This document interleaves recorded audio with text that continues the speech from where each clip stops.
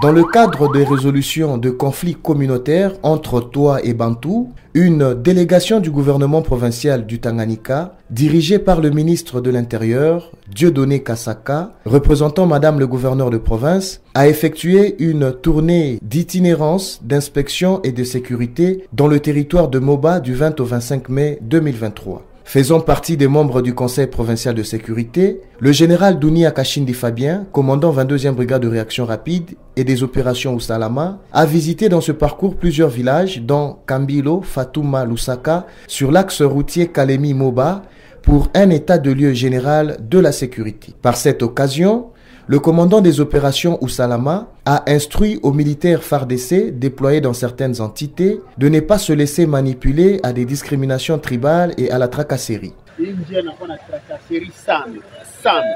veux vous demander et faites de tout votre vie pour que discipline irudie tangia hapa siku 40.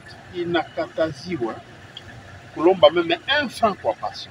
Et en plus de cela, vous n'êtes pas là pour être utilisé par des chefs coutumiers. Moi, vous n'avez pas ordre quoi commandant. Pas les peigner mouko, vous ne faites pas partie aussi si tout combattu à pygmée ou bien si tout combattu à bantu. Vous êtes des Congolais et en tant que tel, vous n'avez pas chaque fois une église au milieu du village. Ma conflit à Mingu, ma conflit communautaire. Ma conflit à Boulongo, ma conflit à Nîmes.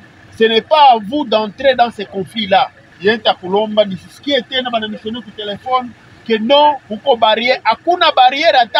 sur un trajet de 360 km, malgré l'état très délabré du tronçon, la délégation est arrivée à Moba, d'où elle a procédé à une visite de plusieurs villages dans les chefferies Kansabala et Manda, sur l'axe Massé-Bampala, où se sont vécus des affrontements mortels entre Toa et Bantu il y a quelques semaines passées. Des rencontres importantes ont eu lieu avec les chefs coutumiers, le représentant des éléments autodéfense, la société civile, les membres de sécurité locale, pour des échanges et sensibilisations sur la sécurité, notamment le conflit frontalier persistant entre la RDC et la Zambie dans le groupement Muliro et aussi l'adhésion au programme de désarmement volontaire. Enfin, la délégation n'a pas manqué de jeter un coup d'œil aux installations techniques de la centrale hydroélectrique de Ngandwe Fwamba et du grand port de Moba totalement inondé par le lac Tanganyika, nécessitant une implication urgente du gouvernement provincial du Tanganyika.